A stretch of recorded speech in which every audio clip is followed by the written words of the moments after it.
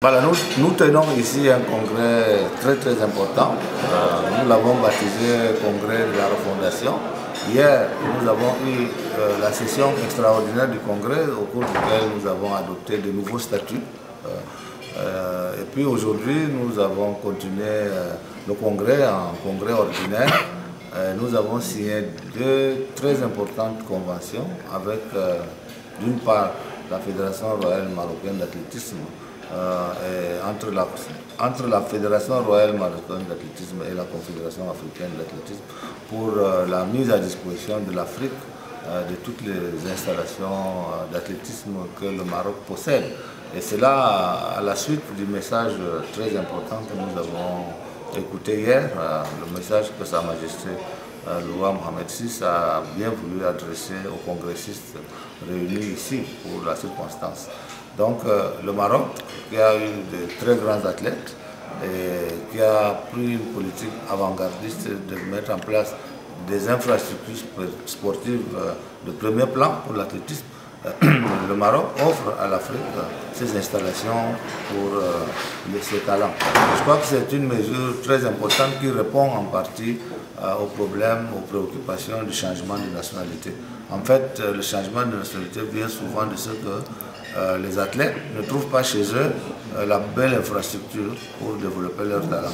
On les envoie en formation en Occident notamment, et là-bas, les coachs, quand ils voient qu'ils sont performants, on leur propose de devenir citoyen de ces pays-là.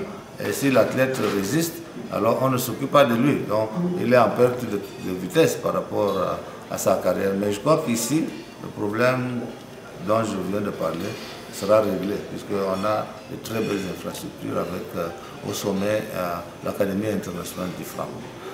Donc les autres aspects, c'est quoi? C'est mettre en place un plan stratégique qui va dans le sens des réformes que nous avons opérées au niveau mondial. L'athlétisme doit être organisé comme un vrai spectacle, avec la partie culturelle, avec tous les jeux de lumière, etc., comme vous avez dû le voir la dernière fois à Londres. Et le potentiel dont dispose l'Afrique doit également être exploité au mieux pour occuper une place de choix au sein de la famille de l'athlétisme mondial. Nous l'avons fait par le passé avec peu de moyens, mais avec de nouvelles opportunités de relations entre les universités, et la Confédération, entre les instituts qui s'occupent de la formation de cadres. Si on met tout ceci ensemble, on devrait avoir un programme robuste capable de nous amener à occuper une place très importante dans la sphère de l'athlétisme mondial.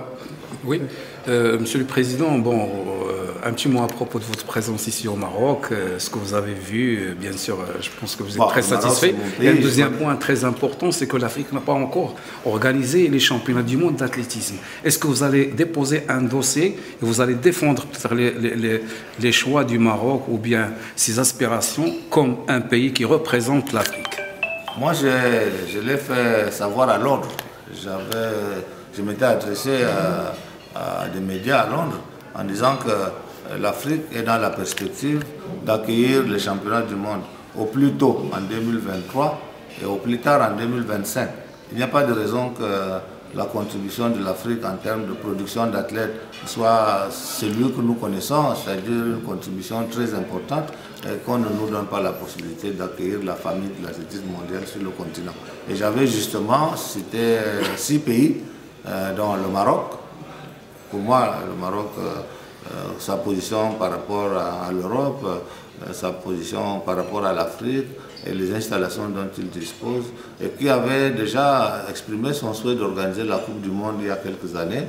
Le Maroc a tous les atouts aujourd'hui, avec la réussite que connaît le meeting de la Diamond League, a tous les atouts pour organiser une édition des championnats du monde.